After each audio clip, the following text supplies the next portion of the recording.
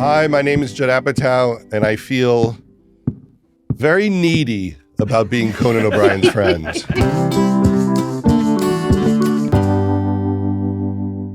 Hey, Conan O'Brien here.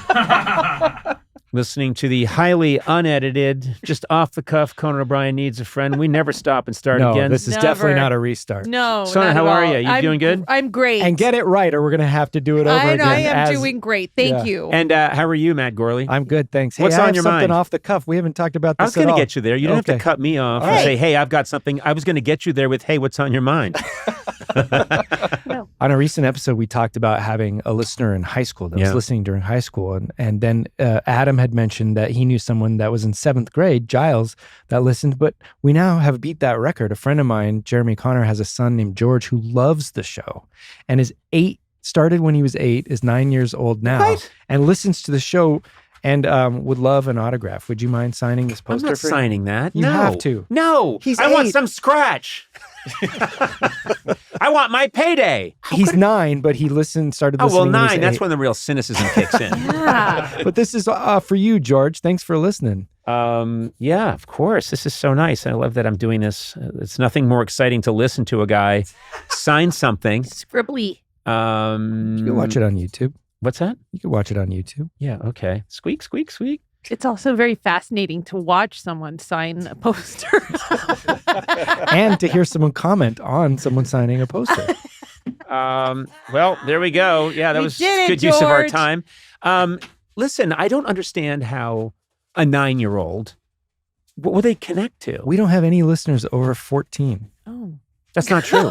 Okay. That's not true. I can beat all of this. There's a woman who is 7 months pregnant, and her child's been listening in utero Oh, okay. to the podcast and hates it.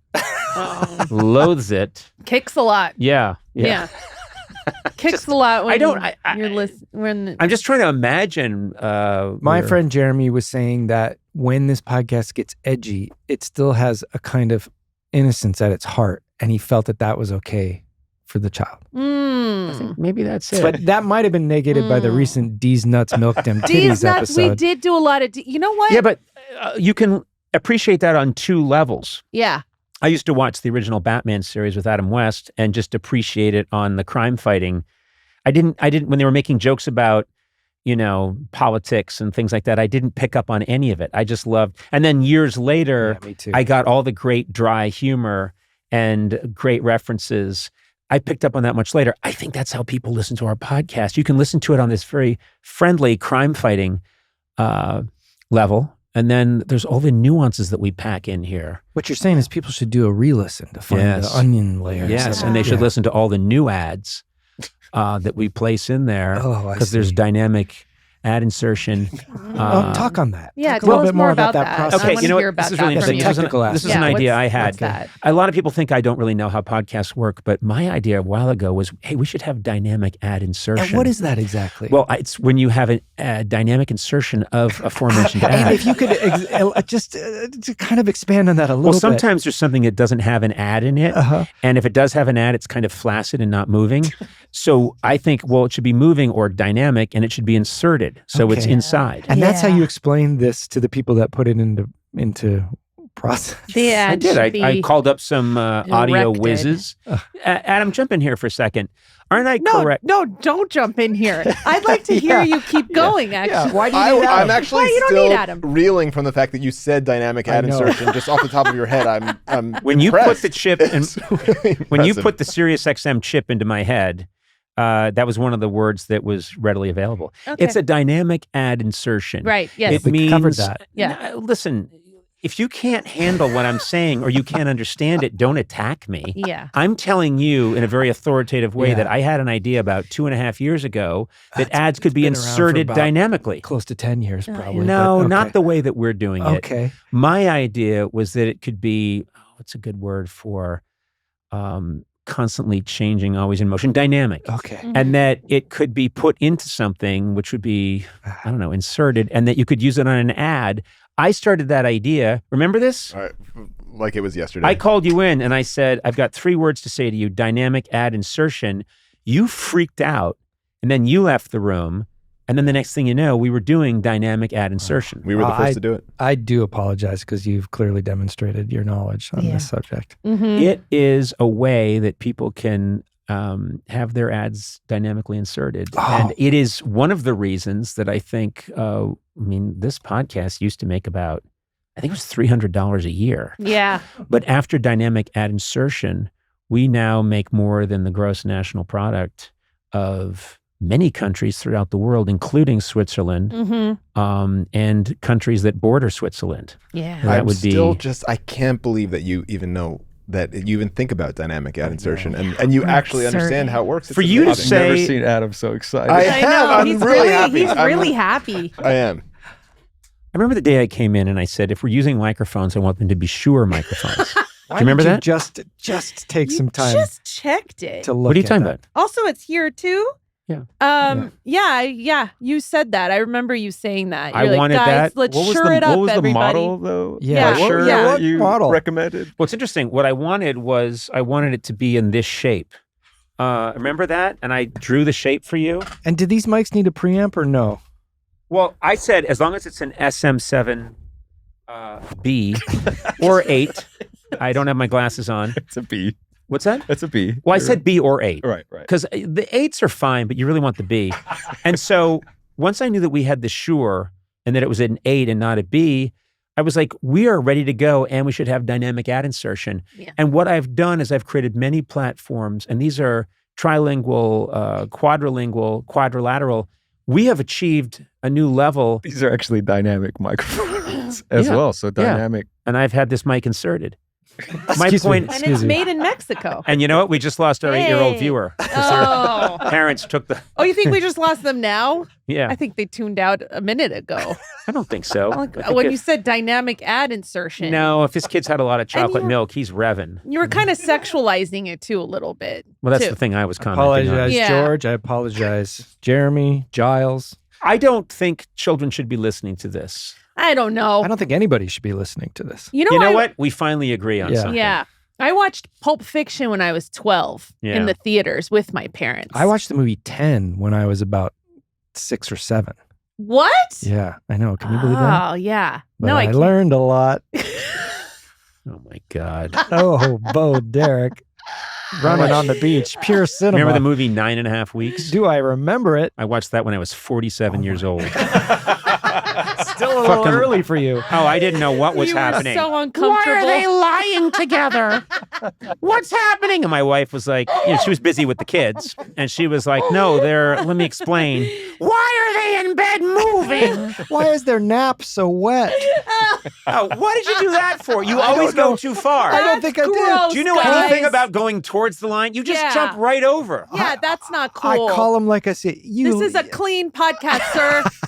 Yeah, you just started this whole thing by talking about how there's a 2-year-old listening I who did Yeah. not loves the use show. any incendiary words. Nap and wet. They're not Yeah. inherently Ugh, dirty. You're an awful person. Anyway, let's get into it. My guest today is not an awful person. Good transition. He's a director, producer, and screenwriter behind such movies as Knocked Up, Superbad, and The 40-Year-Old Virgin. He now has a new visual memoir. It's very dynamic, I'm told, titled Comedy Nerd, A Lifelong Obsession in Stories and Pictures. I'm excited he's here today. Judd Apatow, welcome. This is interesting because you've just flooded my voicemail with just demanding that you come on the show, which came across as very needy. Who's going to be the neediest? This is like a real battle of wills. This is two guys facing each other in high noon. And we're- I'm the only guy who begs to get on podcasts. I'm just checking the boxes because it is a way to find out if someone's your friend. Like recently, I got to plug my book, Comedy Nerd. So I asked someone if I could be on their podcast, and they said no. And I was like, whoa, they must have checked. Who was it? You got to tell me. Didn't hear it. Hyson Hysonson? Hyson Hysonson has the #1 podcast in the business. I just got on his podcast. You must have been on No, there. he's since kicked you off. They're not airing it. Yeah. Hysonson. Well, I think that person showed great tact and No. what? I think oversight. Oh, They- you're right. You're right. Yeah, it should yeah, be yeah. something that is good for Judd. But this is a business. I need to realize this is a business. And, for some people, they got numbers. They got to maintain. Oh, not us. That is not us. That guy was like, we need asses in seats. We need sex appeal. And I'm like, no, I'm the sex appeal. Oh wait. Cue cricket noise. Can you have cricket noise come in right here? Here we go. No, you could source it. You could source it. You could source it. No, I don't want to do the work. Well, you got the cute new haircut. No, it's not. You know what's so funny? You're the second person today. I came in and people went, great haircut. No, I was flying. I got home. I took a shower. I went to sleep and then put a baseball cap in the morning and it just flattened out my hair. I've had no haircut. You literally woke up like this. I woke up like this and stumbled in. What if it's better than the way you've done your hair your entire life? That's true. It is nice. It is It nice. does look really nice. You know what? I should do this way. Yeah. No, it's this is me just being me, man. It's just that kind of day. Oh God! Oh, now you're ruining it. Well, I've been editing So Conan because he's in a few documentaries that You're in working 9. on. You're making 9 documentaries. I'm making and a lot in of all of them. And Sometimes, do you ever get confused and it's a documentary about Steve Martin and you have me talking about John Candy, and it doesn't even matter anymore? The funniest one that you're in is the Elvis comeback special documentary because you are on not as Conan, funny man, you're on as Elvis expert. Yes. There's no irony. No one mocks the idea that it's you. And you seem to know more than anyone I've ever seen about Elvis, which is something I thought you just like Lincoln or something. I have to tell you this. They shot that a long time ago or a while ago, and I forget things. And so this is a real story. I'm at home. I love all things Elvis. And I see that there's this thing about the 68 comeback special. I'm like, oh, I'll watch this. So I'm watching it in my room and in the TV room. I'm watching it, and all of a sudden I heard a very familiar voice say, you have to remember where Elvis was in his career in 1968. And I'm like, what the fuck? And I'm in the documentary talking about, and I didn't remember that I had done this. Oh my God. And then next thing I know, I'm nodding going, he's right. I like this guy. Yeah, I'd do him. Oh God. And how do they even know you're the Elvis guy? I think it's out there a little bit. It is? Yeah. I've been following you my whole life. I've never known that it was like enough to go doc. No, it's Elvis and Son of Sam. I'm in 7 Son of Sam docs. We're not here to talk about Son of Sam. We're getting to him in the second half. We are here to talk about you, Judd Apatow, and you have a book, Comedy Nerd, which is extremely impressive. I got this book and I'm looking at it, and one of the things that immediately drew me to this book is its gorgeous photos. It's all photos. I can flip through it. I don't have to read as much as and then of course it's interspersed with great observations, but it's basically your career, and you've had a career that merits a book of this size because you've made so many great films and you've been involved in so much television and just comedy in general. And if you're a comedy nerd, this is the book to get. I really loved it. Oh, thanks. Yeah, it's because I've always been a hoarder. I found a picture of my room from when I was in 6th grade, and in my closet, you could see I have my Phil Collins autographed album and my Dave Kingman New York Mets autographed bat. And I'm like, it's like the Smithsonian in my head. And so when we were doing the book, I just scanned everything, and then I got all the photos from all the movies, and then wrote some essays after the fact. But I also finished it and thought it's so long that it feels like a textbook about workaholism. Like, this is someone who needed mental help and should have found a better way to get help sooner. Well, that's why I think it's good at the end you have if you need help like me, and then which medications you've tried, which clearly aren't working. Are you nostalgic as a person? Like, yes. do you look back all the time at things? I try not to look back too much because I want to be, in it now and making things now. But I'm very sentimental if I just bump into a writer that worked with me in 93 or 94 or an intern. I'm very sentimental for, oh my God, you were there. That was so weird. Yeah. What a special time that was. What a weird, raw, scary time that was. But I like to connect with people from that era It's weird being older. Is it? Isn't it weird? Oh, take it easy. What? No, I mean, like, I like getting older. I was just talking to a friend Sona, of mine. we're not talking about you and Matt. We're talking about older. No. Judd and I fought in the Korean War. He It's saved weird my having life. memories of On Conan opposite from the sides. 80s. Yeah. You know, like you have stories about like Sandler from 40 years ago. Well, like, here's the weird it's too thing. much time. I know you're celebrating. I mean, I think it's been. Has it been 25 years since 40-Year-Old Virgin, or 20 years? 20 years. yeah. Okay.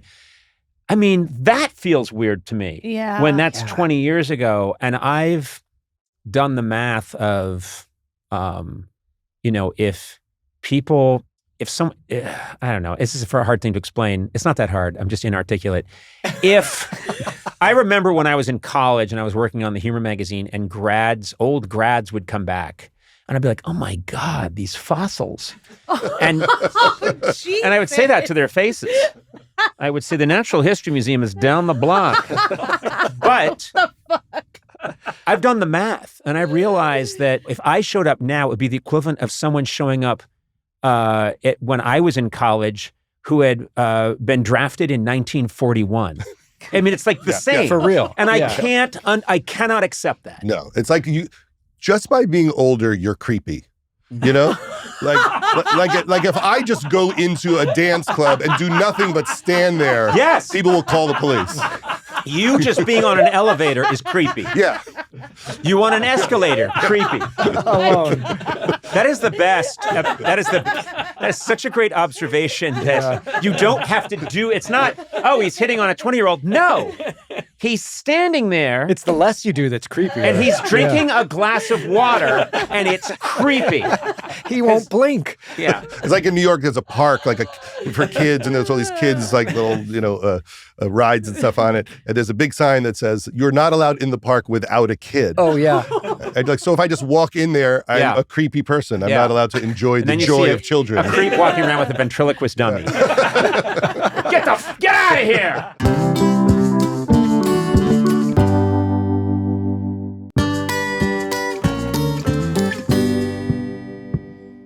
But it is weird having memories that are from like decades ago. And, we've talked about it. I remember when you did, sketches with Ron Richards and, and Lisa Kudrow at Igby's one day. And just like knowing people from like their very beginnings to all the things they accomplished, it blows your mind, like the Mark Twain thing for you and like with Sandler when we were all there for Sandler. And you just can't believe all this stuff happened. Right. You can't believe it happened. And I still refuse to believe that somehow it's been legitimized, because I remember, just at the very beginning, it all felt so illegitimate. It all felt so wrong that we would be allowed to do anything. And now all these years later, at some of these nice events where you get an award or something, they're acting like, well, what an esteemed body of work. And I want to say, no, I shouldn't be here now. This is absurd. It's a masturbating bear. Well, he was getting the word out on a real problem that I was struggling with. But you got your Mark Twain Award during the Trump administration, which makes it so much sweeter. Yeah, it was, because he could have killed it. It didn't hit his I don't radar. think it hit his radar. I think he didn't think I was that Conan You got it O'Brien. under the wire. Speaking of legitimizing, you might get the last legitimate one. Yeah. Well, they might. I don't know what they're going to do. Collector's now. item. I don't know what they're going to do. Yeah, I might be the last comedian ever. Yeah. It's going to be Fred Travellina next year. I'll be there to support him. It's funny because I was looking through your book and trying to figure out because we have so much in common, but one of the things that might talk about getting older and our influences when we were young, but one of the things that is a touchstone for both of us is Mel Brooks. Like it's our whole childhood was just that run of high anxiety and all of them. That's why it was fun to make a documentary about Mel. First of all, I got to talk to him for 10 hours. Wow. Oh so God. Just to get to ask him questions for 10 hours is amazing. And then it's also, the doc's interesting because it's emotional. Like he talks about his life and how he feels about it. And it's not just the funny stories. He really, goes deep into his friendship and his marriage and his life and his kids. And you see what a great guy he is in a way that I think, we see him as a hilarious guy, but he's also this wonderful person. Do you think that there's a something that happens when people get to Mel's age, if they're lucky enough to get to Mel's age. I don't know what he is now. Would he be in his 99? Jesus Christ. They may be able to access emotions more than they could earlier in their life, which is why I think it's a valuable time that there's something that happens, I think, and especially with men. Some of the walls maybe come down and they become more accessible at this stage in their existence to really being in touch with stuff that they might not have been able to access when they were 40, 50, 60.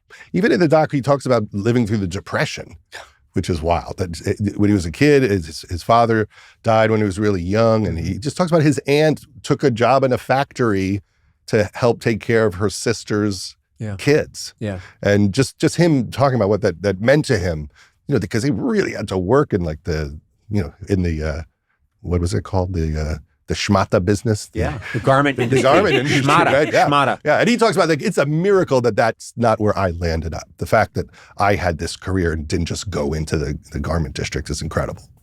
He told me once, he was telling me about being in World War II, and he's in Europe and the Germans are on the other side of the river, and he would mock them and they would yell back and mock him. They're just the soldiers yelling back across the river and him. And I thought, Mel Brooks fought Hitler. For real. And the thing is, no, this isn't a weird, it doesn't get more real than that. We talk about any comedian, I think, or artist who fought Hitler. They're writing from a checkbook that I could never match. Springtime for Hitler. And it was such a big part of his work. And I know that there have been, I think he told me once that when the producer was on stage in New York, was a massive hit, that someone once came down to the front of the theater and was screaming about, you can't do this, you can't, because it's making light of Hitler and everything. And I thought, Mel Brooks can. Do you know what I mean? Yeah. If anyone can, Mel Brooks can, because he's a Jew who fought Hitler. Yeah. And so his perspective, and he can do anything. There's no politically correct in that situation with Mel, or incorrect with Mel Brooks. And I asked him, I said, was anyone else really going hard at Hitler like the way you did? And he's like, I don't think so. Because you do think, like, who really went just hard at Hitler before him? I mean, Charlie Chaplin, I guess, before all that started up. But there's not another guy who really was obsessed with. It's weird. A lot of performers and comics from that era were very pro-Hitler. Yeah. Oh, no. From the 60s. Laugh-In was really a pro-Hitler show. Yeah. Red Skelton.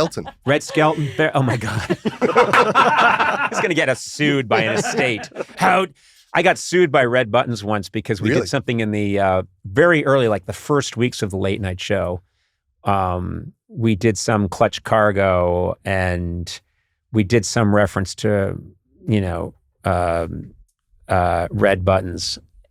Just as I don't even remember what it was. You did a never had a dinner joke. Something. We did some joke about Red Buttons that was just literally an aside. And I go home, and the next day, I'm trying to go to bed, and it's just the early days of me doing the show, and I can't sleep. Are we going to make it? I think I'm going to get canceled, but I got to hang on. And the news came on, and they said, and when we come back, Red Buttons sues Conan O'Brien for $20 million. That's how I found out. Oh, my God. That's how I found out. The local, Chuck Scarborough, the local news. Anyway, it all got resolved. Yeah. I paid him.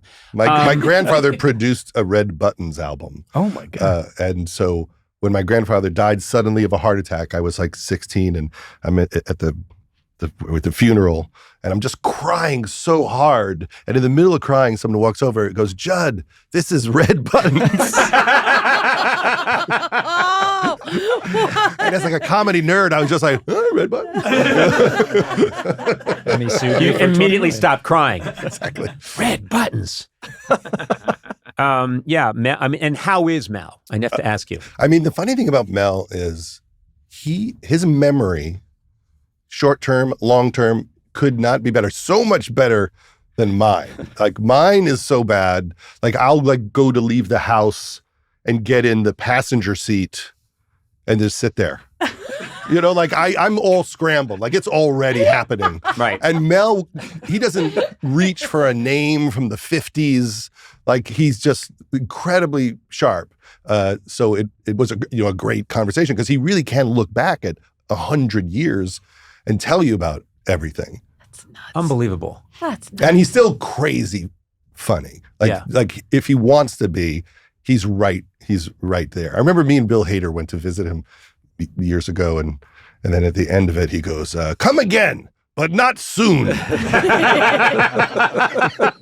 That's a great line. Now, you talk about this. Let's talk about you and your career, because to discuss this book, we really need to go back to this interesting arc that you had, which is the beginning. It's you want to do stand-up. You want to do stand-up comedy. You're a performer. And then you have this audition for Jim Henson. Yeah. And I have to ask you about this because, it's fascinating to me. And you claim that this audition with Jim Henson is the reason you decided to not pursue stand-up anymore. Is that true? It certainly was a key linchpin of the decision. But I was living with Adam Sandler in the Valley. We had this little apartment, and Adam would be on MTV every once in a while, or the Cosby Show was, one of the Theo's friends, and there was this audition to be on a pilot where a couple of comedians would travel across the country, and they were going to give the comedians cameras and their own video cameras right at the beginning of when that seemed exciting. Like, we'll give them a camera and they'll shoot it themselves. And so all these people were, handing in their auditions that they would make themselves. And so me and Sandler went down to the beach with my grandmother and made some weird, I don't know what we did. And then I had a list of ideas of things you could maybe do on the show.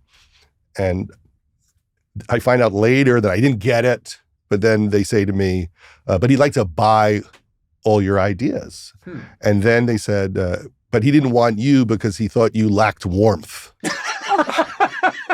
First of all, why tell you? Oh, and one more thing before you hang up. and I just thought, this guy as Kermit taught me to read. Like this is the warmest man. It's like Kermit telling you to fuck off.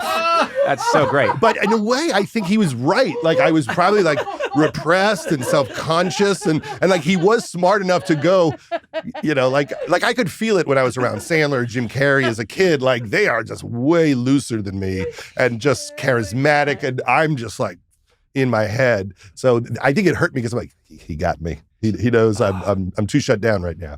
And so then when writing opportunities came up, I thought, well, Jim Henson thought I should be a writer. I would just take the writing opportunities and do less of the performing things. I always think. And then he died.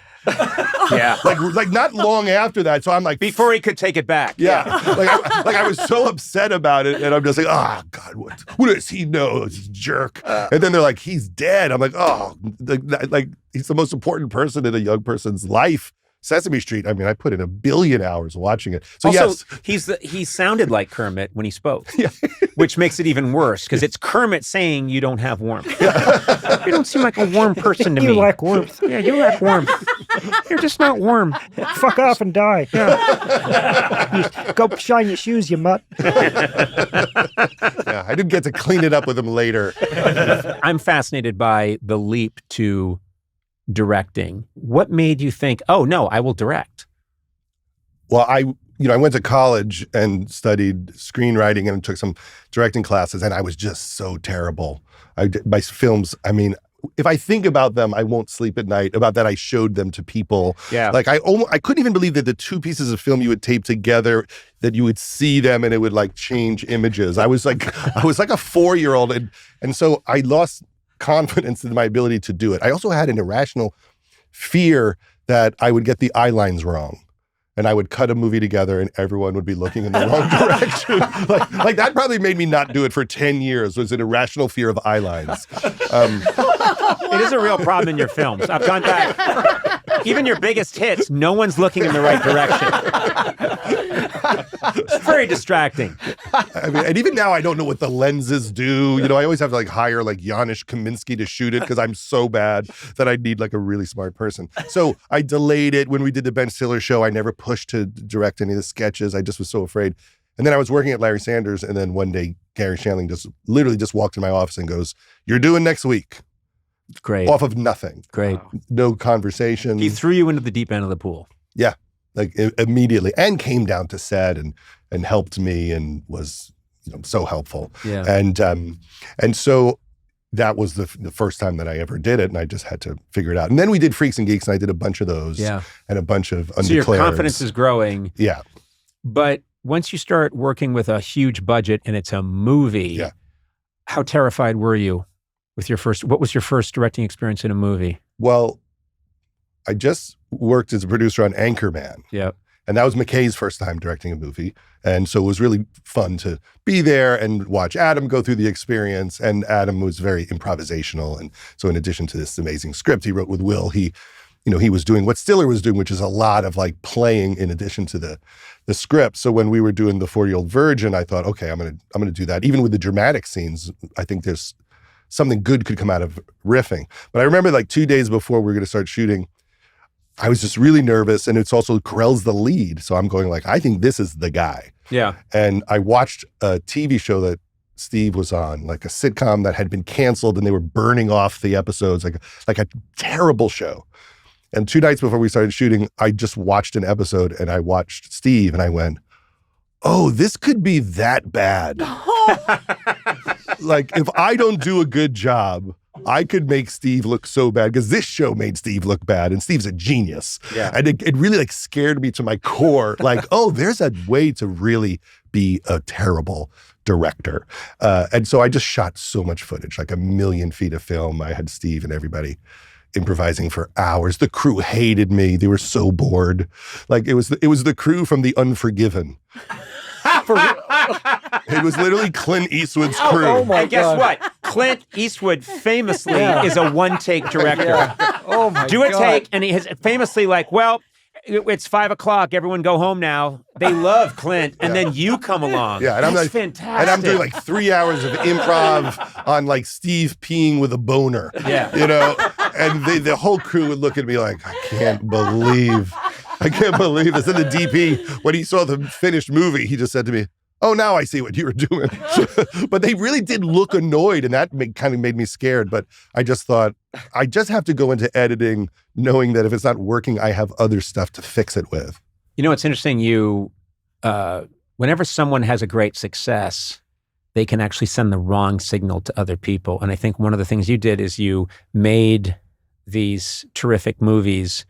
You got all these really funny people. And yes, you had a good script, but you're also letting them play. You've got a deep bench. You're trying different combinations of things. And I think people started to watch your early films and think, oh, yeah, it's just letting people riff. Yeah. And you think, well, if it's Judd and he's got all of his people and he knows exactly what he wants to get, yeah. Do you know what I mean? But I think other people who don't know that world took that as, oh, that's how you do it. Yeah. And then I remembered seeing just a ton of comedies where they would just let, people who shouldn't be riffing, Walter Cronkite and Dame Edna, and they'd be it would be painful. Yeah, because if you can tell an actor thinks they're being funny, it instantly is awful. Like if there's any self-awareness of like, this is really working.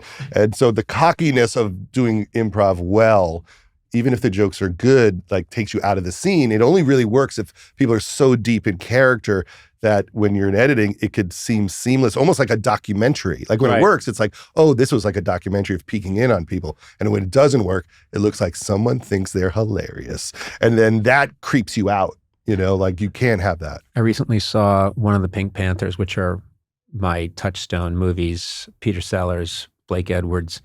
It was one of the later ones, and I think it's a scene with Diane Cannon. And this is how clearly she was directed to do it, so it's not on her, but it's Clouseau's being Clouseau, Peter Sellers, and she's laughing and finding it really funny. And I was watching it with my son, this is a couple of years ago, and both of us were like, oh no, you can't, no one in the scene can think he's funny. Yeah. Someone just poured sewage into our soup. We can't eat this. Do you know what I mean? It was just so awful. But I loved that my son saw that too. He was like, no, you can't do that. You can't laugh at Clouseau in the movie. Who was the guy that played Clouseau's boss? Herbert Lom. Oh my God, was he funny? Oh my, with the twitching eye. Yeah. You didn't get that out first, though. I noticed Conan got that out first. No, I was helping. I And thought she tried to jump in with Herbert Lom. Yeah. And then she realized she doesn't know what we're talking about. And she never, ever will. Because I remember being there, and at the end of being there during the credit sequence, they show raw footage. I mean, we had seen like bloopers before in like Smoking the Bandit, but this was literally just a working, like watching the dailies of him riffing. He's in the operating room and he's riffing. And you know who that really pissed off? Herbert Lom? No. Oh. Good, but good guess. Okay, you're both idiots. I just want you to know, we've been wondering, are you really idiots? But now the proof is in. You can tell your doctors, it's been confirmed. No, they put that in and Peter Sellers flipped out. And he said, this ruins the whole movie. It doesn't, but he's kind of right. That he's created this character, and now you're going to show a blooper reel at the end. Yeah, it shows that they were just so nervous because the movie ends with him walking on water. It's this very surreal ending, and then you cut to him going, "You tell Raphael," right? It's like this really funny, dirty riff. And it's basically him breaking up. He can't get through the speech without laughing. But he just was appalled that Blake Edwards put that in. I'm not Blake Edwards. I'm sorry. I forget who it is. Hal Ashby. Herbert. There you go. Herbert Lom. But you could, because you would think, you're going to forget what the movie was about. But I had a similar thing at the end of This Is 40. I had over the credits Melissa McCarthy and Leslie and Paul Rudd in the principal's office. Yeah. Because I just remembered Melissa riffing, saying the meanest things ever to the principal. Yep. Was one of the funniest things I'd ever witnessed in any space. And so I put it at the end of the movie, and I showed the movie to James Brooks, and he's like, what do you think about having those bloopers in there? Like, what do you think in there? Like, as he should, right? He's like, do you think that like kills the spell of the movie? And I said, well, I kind of feel like I've put people through a big emotional journey for like 2 hours, and this is like my thank you for hanging in with me. And he goes, all right, man. Okay. So you don't want to take my advice. I'm one of the most iconic comedy writer producers of all time and directors. But I just offered you some advice.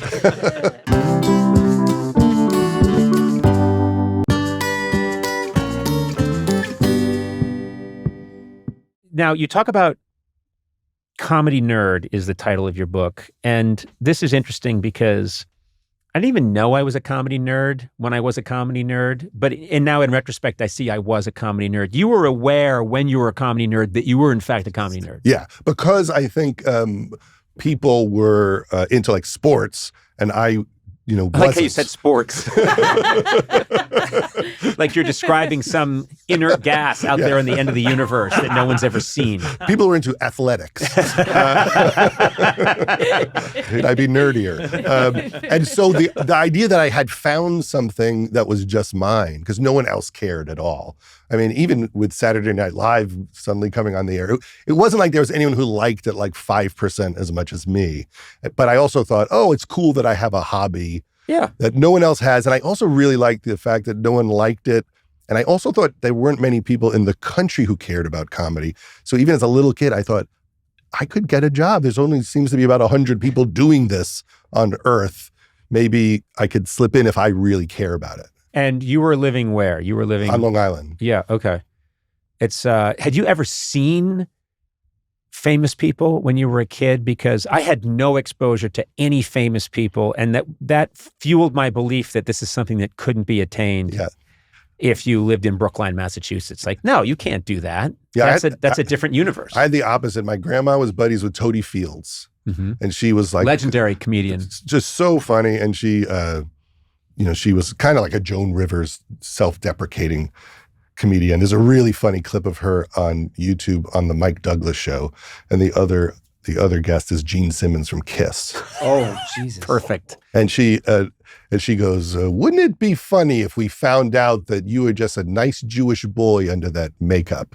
And he goes, and he kind of makes some comment like, hey, and then she just goes, yeah, I can tell from the hook. What? Jesus. What? Jesus. Guessing she's Jewish as well? Yeah, she is. She Good. is. Okay. She She's is. allowed to. She was allowed to do that. Yeah. But so I went to see her as a kid, and she had her leg amputated because she had diabetes. Yeah. So she did this comeback tour where she came out like on a golf cart, and they put her on the chair, and then she would do jokes about having had her leg amputated, and she had all these funny jokes about going to get the spare tire out of the car at the gas station. The guy seeing her other leg, it was all like like riffing about it. And I remember getting standing ovations as like a 10-year-old and thinking, oh wow, she's made herself cool. Yes. Like she's the coolest person in the world, this kind of like chubby lady with one leg, and like people are adoring her. So I think somewhere in my head, I'm like, that seems like that was my, 10 from your show of shows. Yeah. Yeah. And then, of course, you get into Pryor, Steve Martin. Yeah. That's just, Well, that era of, George Carlin albums were coming out. Those Yep. Richard Pryor albums were coming out. So, it's kind of insane when you look back, like between 75 and 85, what happened. So if you were obsessed with it, you were just getting fed Monty Python and then Second City. And I just couldn't get enough of all of it. And then the thought, well, I wonder, how could I do something? Like, what would I do? And I didn't really have a take on what I would do. right. I just thought, I'll be a comedian. And that was never going that great. It was going like, okay, I would do some of those like evening at the Improv shows. But then I met Stiller, and then we came up with the Ben Stiller Show. And that's the thing that kind of switched the gear of the whole thing. It was also an interesting time because we came up sort of in the same wave. There was much less comedy. It was a big deal when we were kids. Now we are those guys from the Depression who were talking about when we were kids, we'd gather around the curved top radio. But in the 70s, I would know that Marty Feldman has a weird comedy special that's going to come out this summer. And there's only going to be 3 episodes of it. But my brothers and I would wait for it. Yeah. It was an occasion. Yeah, you'd track it. Andy Kaufman is going to be on Taxi. Yeah. And you knew months in advance. Yeah, now there's so much stuff. Like people go, why don't people go to comedies? I'm like, because all they're doing is looking at good comedy like on TikTok all day. And you could go, is it good or not? Yeah, it is. Like someone like pooping in a hot tub is better than everything I've ever done. You know what I mean? Like it's the funniest falling down joke. It's the funniest sex. Well, that's what I keep thinking is that you've essentially given however many billion people there are on Earth.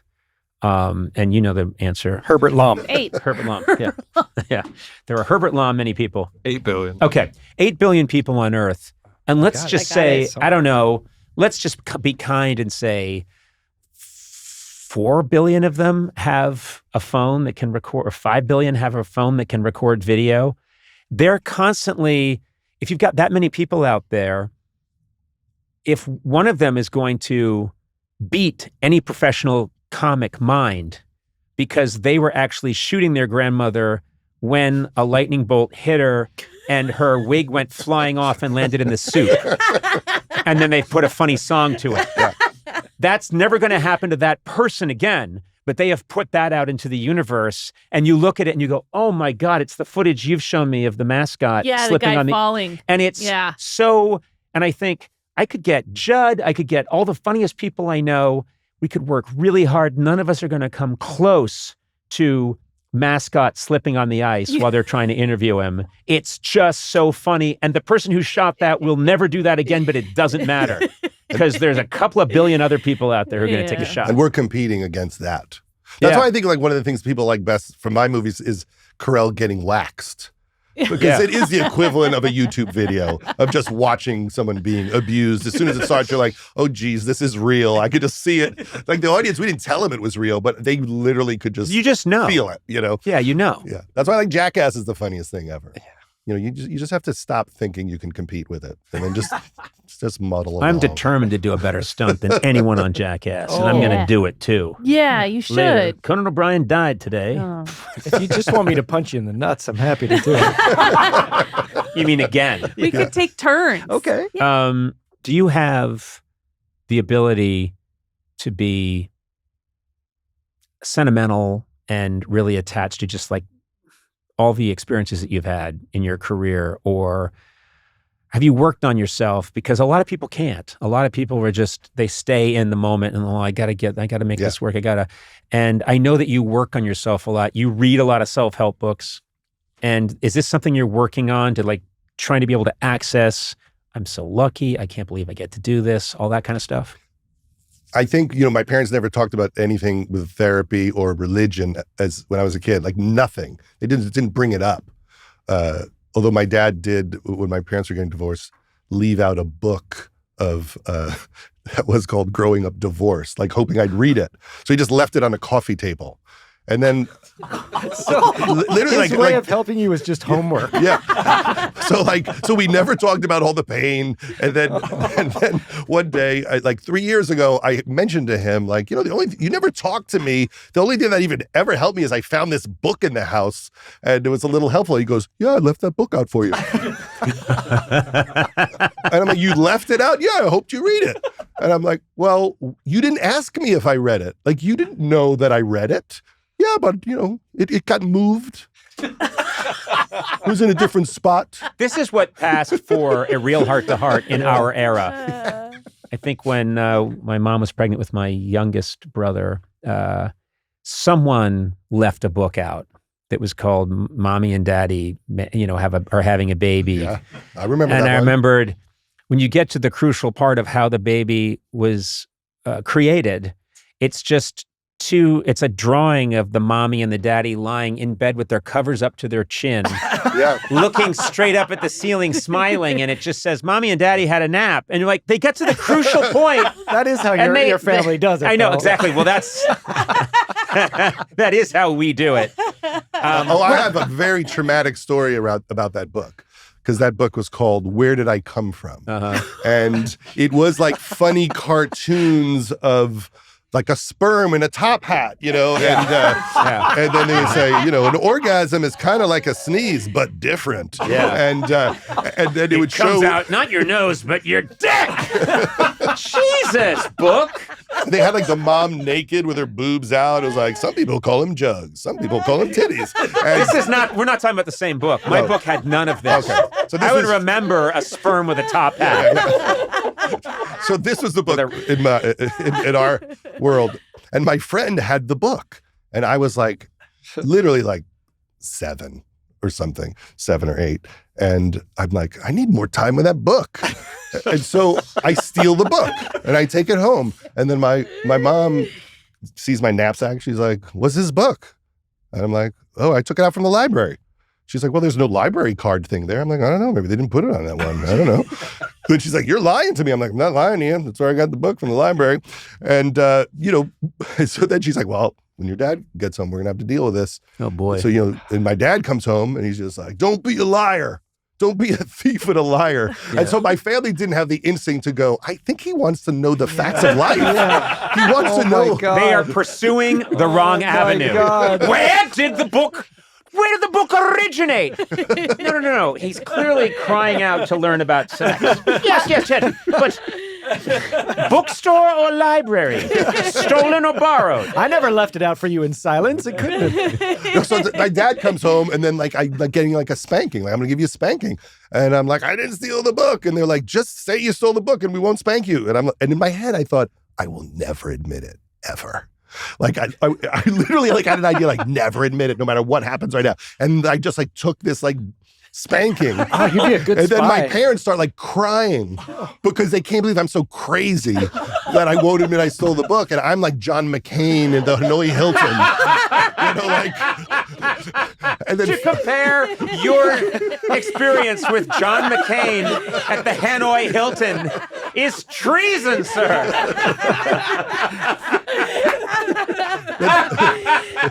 And finally, my dad's just like, if you just admit it, we'll never spank you again. And I went, yeah, I stole the book. And then they never spanked me again. What a good deal you got, though, man. You really won that negotiation. Yeah. But that's how you become the guy that makes the 40-year-old virgin. Yeah. You know, that kind of trauma just lives in you. There were so many Jason Segel's character in Knocked Up.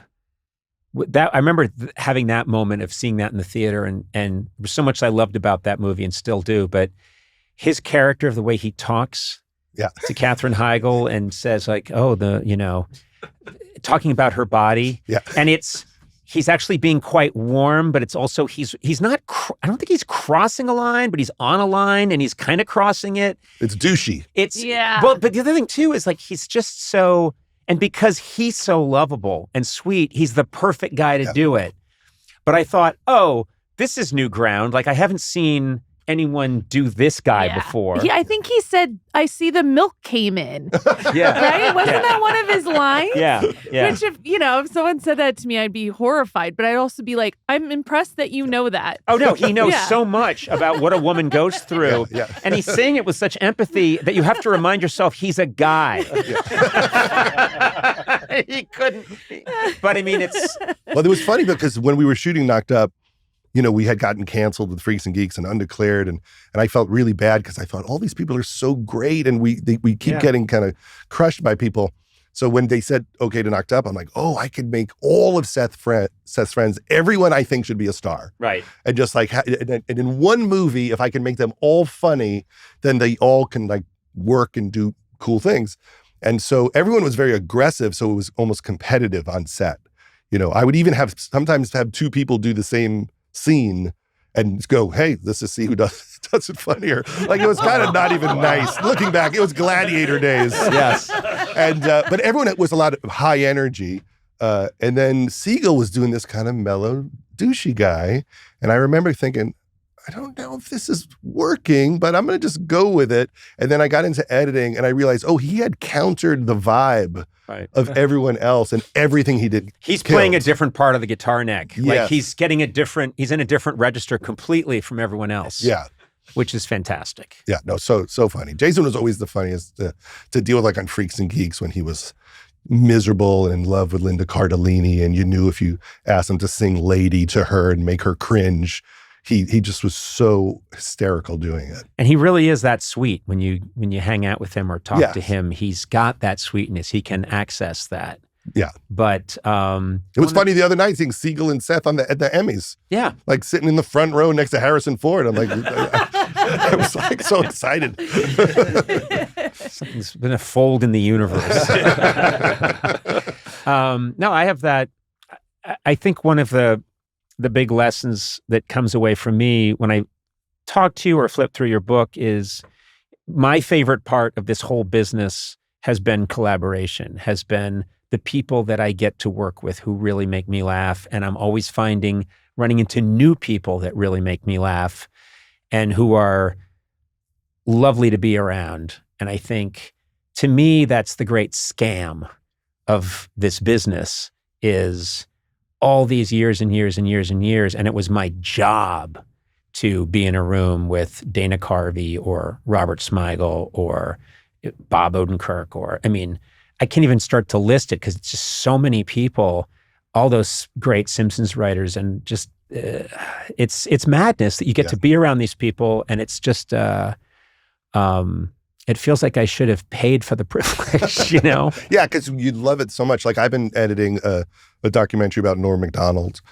which will be on next year, and I've watched all of his clips with you. Yeah. And they're so good. You kind of can't believe how many times something magical happened on the show. Yeah. You don't realize till you kind of really line up all the things Norm Macdonald did, how many times he did some breakthrough, riotously funny thing. But the thing that I was delighted about while making the documentary is when you go through his whole life and you go through all the clips, there was a simplicity to Norm, which is he loved comedy more than anything, like comedy in his family, and that was kind of the main thing. Yeah. And he just loved to make you laugh, like more than almost anyone, where you go, oh, that was just the whole thing to him.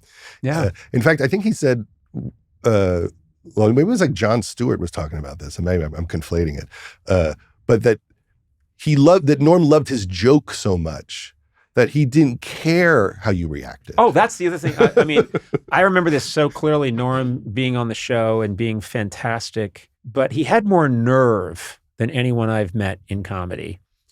And so he's done, and he leaves the stage, the band's playing, and Andy leaned over and said, Norm doesn't care in a way that frightens me. And I was like, that's exactly it. Yeah. It's just terrifying because and you can see him on Update. All those times he would lean in and hold the camera. Yeah. If the joke doesn't work, he slows down. He slows down. He's not gently speeding up to get on to the next one. He is, and he just, I don't know, he was a magical person who somehow knew, I won't be here long. I apologize to no one. This is how it should be done. Yeah, because when I was a kid, like the dream was like, could you ever be around Bill Murray or Gilda Radner, just to even watch it happen? So sometimes I think the only reason why I ever did anything was just to be able to watch. Like all the work I ever did was just to sit in a chair on the Anchorman set and watch them sing Afternoon Delight. Like, oh, I found a way to have credibility to be a fan. Yeah. You know? It's a lovely thing. I just always think this is a dodge of some kind. we snuck our way into this thing, and soon they will find out and escort me out. But I'll take it. The book is called Comedy Nerd, and it's a delight. It's just so nice to have all of this here. And even just flipping through it, you get hit with so many images of hilarious moment, you know. And there's photos of you in there. I know. I didn't clear them. And the money goes to fire charities well, in now California. that I'm suing you, the money goes to me. And 826. Yeah, wait till breaking news, Conan O'Brien taking fire funding, much needed fire funding over small dispute with Judd Apatow. And you've got all these, you're constantly making these documentaries, which this is a new thing for you. I mean, the first one I think you did was Gary Shandling. Is that right? Well, the first one was a 30 for 30 about Dwight Gooden and Daryl Straub. Yes, that's right. But I think the first comedy one was what you did for, and I think I told you at the time, this is a mitzvah for Gary, because Gary really, really deserved the full treatment, and you gave it to him. And then I'm looking forward to all these other ones, and I'll be in some of them, I suppose. You're in a lot of them. You're talking about Elvis during the Maria Bamford documentary. Elvis just had a thing. Oh, it's Maria Bamford. I'm just talking about. Maria Bamford took black music and white music and fused them at a time after World War II. All right, go with God. That's what I say to you. Thank you.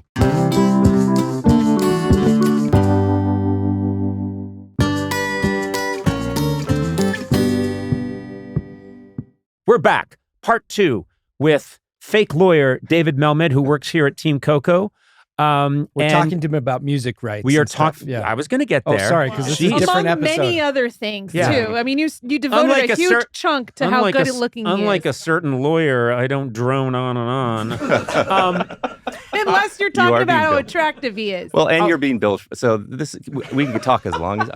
Your meter's running? Absolutely. Oh my God. We can go all day, Conan. God. We can go all day. Fortunately, all day, buddy. I love that. I'm going to get a bill tomorrow for $900. Exactly. Keep going. I love this. David Melmed is his name. He does a wonderful job here at Team Coco. And we had a legitimate question. We're following up this previous conversation we had. This is part 2. Can we sing popular ditties on the show, even if we're singing them badly, out of tune, using incorrect lyrics? Do we still have to pay? And David, your answer was maybe. And the thing that got my attention is that you say, whatever happens, you have to start making phone calls and writing emails to people to ask if we can buy it, which sounds draconian to me. It can be, but it's also you have to look at what you're trying to clear. So you mentioned Led Zeppelin, Beatles, Michael Jackson, Britney. I mean, these are iconic bands, music. If you were, let's say, in that band and you created this original work, right? Yep. You would, I'm not saying you necessarily want to be compensated for it, but certainly credit. And that's something that you have brought into the media space that you are protecting. Okay. Right? Okay. So I think you had mentioned, Conan, before, wouldn't you want your material out there being promoted? Wouldn't you want to be on the Conan O'Brien Needs a Friend podcast of music?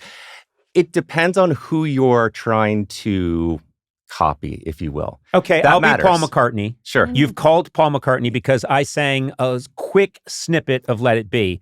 You call me, hello, Sure. Paul McCartney came on your podcast. No, I'm doing it. I'm doing it right now, He's David. trying to I understand. improv. David, He's this is a trying to role. improv. This is a role play. Yeah. I understand. Are you a lawyer and not a comedian? I wouldn't be talking to Paul McCartney, but if I had been, listen. I would David, I- your improv skills are terrible. I would not never be did. talking to him. That would not happen in this scenario. But if I was, Okay, that's what we're doing right now. Yes. You just rang the phone. Mhm. Hello, who's here? Who's there? Hello, is this a telephone? Who's here? Who's on the phone? Is this? I just picked up my phone and I was wondering. It went all jingly wingly, and I picked it up. Who's there? Please identify yourself. This is David Melmed with Team Coco / Sirius XM. I work Okay. with Conan O'Brien. Oh, Conan friends. O'Brien. Yes. He was on I was on his podcast, I think, and he's interviewed me. I've interviewed him a few times. He's a very good musician and singer. What was your question? My question is, we would like to use a few seconds of your Let It Be. Oh, that's not fucking happening. No fucking way. No, that's a song I wrote, and that's a big song, 1969. Paul. It was on Let It Be. And, I just had a little tune in my head, and I came in. And he said, hey, John, what do you think of Let It Be? And he was like, I don't know. And I was like, oh, that's Ringo. And Ringo was like, I'll just play the drums. And then George was like, oh, I'm kind of grumpy. And then we made it. And so now I wouldn't. What do you want to do to Let It Be? What do you want to do? Hi, this is Michael Jackson. I think I actually own all the rights, so I'm willing to sell. That's a great point. Oh, I forgot to mention that I'm here having tea with Michael Jackson's ghost. Oh, by the way, boo. That's not so scary now, is it? Well, it's He more of wouldn't, a, he it's a wouldn't say visual boo. thing. He would say boo. Oh, so it's so funny. I never knew Sona was the super funny one, but she is. She's like the funniest one on this podcast. And she was just Conan's assistant. I'm a kind of a deep fan. I go really deep on this stuff. What? Paul, you know who I am? Oh, yeah, you're hilarious. Oh, cool. I remember you were on the tour and you've done a lot of funny videos with Conan. I follow you religiously. And hey, shout out to the Armenian community. Oh, my God. Yeah, I'm I sorry read your about book. Yeah. Michael, could you just lay back a little bit? Sure. Okay. So, I'll be over here. Oh, he just walked out of the room backwards. Something he does. You know, with the Beatles, we just God. sang the songs. We didn't do all the leaping and the jumping around, but he did it really well. So listen, David Melmed, do you mind if we switch to Zoom for a second? Because my line isn't so good. Can we switch over to Zoom? Absolutely. Okay, let me just try. Oh, fuck, you're handsome. Thank you. Thank you, Paul. Oh. Much appreciated. Jesus, Does that change your opinion You've on got like a golden glow, and I don't fancy the fellas too much. But I gotta say, you're very good looking. Thank you. You might not be a lawyer. I've heard it's in question, but you're a very good looking fella. Thank you. Does that change your Oh, not maybe at two? all. No, Oh, okay. the law's the law. Do you mind undoing that one button? Just undo it just a little bit. David. whatever it takes to get these cleared? Okay. So you know what I would say? You know what I'd say? Whatever And now it takes. David, now the lawyer's the funny one, the assistant's the funny one, the lawyer's the funny one. And where's Conan in all this? He's been quiet for a while. Yes. Haven't heard him. I guess he makes all the money. He's out counting the money. Oh, I got to make some pounds. I make some pence. David, I got to go, but no, you can't have Let It Be. It's no way. It's a special song to me. Well, Paul, Unless it's something Conan wants, and then I'll do it instantly. well, there we go. Okay. Much appreciated. We are going to send you a sample, Paul, of Conan singing Let It Be in his form. And I think we're going to change your tune. You know what? No I just pun, say, Paul. cut to the chase, Mhm. David. I give you oral permission right now, and I'd like to give you oral another way. And if it's okay, I'd also like to, from this point on, give Conan a songwriting credit. It's Lennon, McCartney, and O'Brien on Let It Be. 'Cause Fantastic. I think what he's doing is a bang-up job. He's surrounded himself by people who are very funny. Let me write. I'm writing this down. Yeah. Paul, thank Okay. you. Well, anyway, I got to sign off now and turn it back over to Conan. What a career Oh, arc. it's fantastic. You know, I've I had love a career. working. Yeah, he's great. He's amazing. I'm going to go now. Okay, thank you. Okay, doop-de-doo. Oh, that's a good song. I think I'll write that down. Doop-de-doo. Oh, that could be pretty good. Doop-de-doo, doop-de-doo. Let's put that out. Okay, I'm back. Okay, I would say that yeah. would get me nowhere, and I'll tell you why. Because it's oral. No, Oh, because it's Paul. Oh, I see. You need it from the actual people who. Now, if he wrote, we need the publishers, so we need the writers. So I assume Paul and who else wrote Let It Be? Help me out here. Well, McCartney. McCartney wrote it, but it's back on the Lennon-McCartney days. Sure. Okay, so we would go to Lennon's estate, right? We'd have to go Paul. Okay, Paul's great. Let's do it. Then we'd have to go to John Lennon's estate. Then we would have to go to the record label and say, hey, we would like to do this. What a nightmare. What a nightmare. It's a nightmare, and I'll tell you what's... I hate your life. I mean, and you know what? I wish you had a better life, because this is an awful job. Well, you know what? It's actually problem solving, because I'll tell you why I like doing it. Because if you come to me and say, we want to do this, I think my joy is to try to make that happen. It really is. Like, That's good for you. It is. I really, because once we get down to step 12 and I have not been able to convince you to do something else, and you say, look, Conan wants to do this, then you just try to make it work. This is amazing. And That's nice. can I just chime my money? What's that? So Can I just chime in with a genuine statement that David is, to his credit, and this is everyone loves him for a lot of reasons, but one of the reasons is that he is a genuine problem solver. Anytime you come to him with an issue, and can I say something his that is answer not is yes, common we'll figure here it out. at Team Coco? There's a lot of people around here who just want to bitch and moan and make problems. You are the rare person who actually gets in there and tries to solve a problem. You're like a fixer. You could I'm a get fixer. rid of That's a a body. real morale booster for the team. Oh, I think I want to call this company deadweight. 90% is just pure rot, and everyone's just bitching and moaning all the time. And Jeff's back is out again, and whatever. I don't want to hear it. Everyone, shut up. Can you just, if he does do something and someone calls and says, "Hey, he used our music," can you just be like, "No, he didn't"? Yes. And What about lying? Yeah, just lying or hanging up on them or like just avoiding it completely. What are you talking about? This is a pizza place. That kind of thing. So you're saying that a podcast that goes out to what, 1 million? We get what? Oh, please! Our numbers are way higher than that now. 4 million, whatever. I thought you were on our side. I don't really follow the numbers or even listen, but I know it's a lot. I know it's a lot. You're one of the biggest podcasts in the world. Okay, biggest podcast in the world, and you're saying that wasn't Conan? Yeah. Right. Yeah. I don't know if that would fly. Okay. Well, I would do. I want to say that I have just made some jokes today about, oh, you're not a real lawyer. You are a lawyer. You're a terrific lawyer. Thank We're you. lucky to have Appreciate you.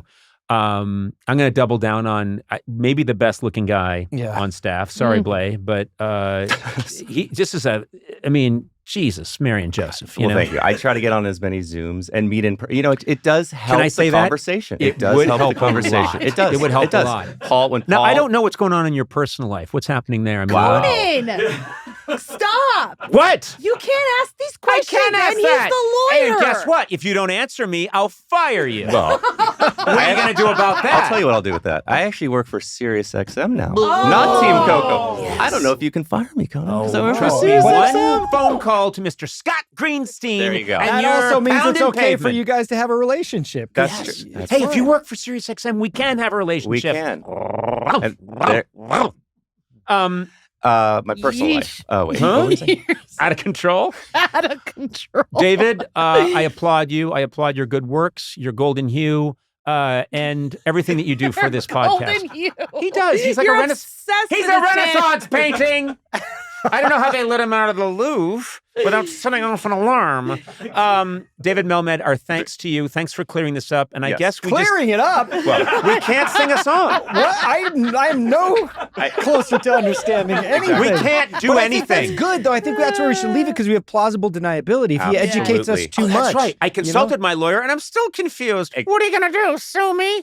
Uh-oh. Absolutely. Absolutely. David, thank you. Yes. Thanks for having me. And When they go, you, sir, you stole our money and it's here on this podcast, and you go, I wasn't listening to that. I was too busy sexually harassing my lawyer. That's your defense. Sir, I was busy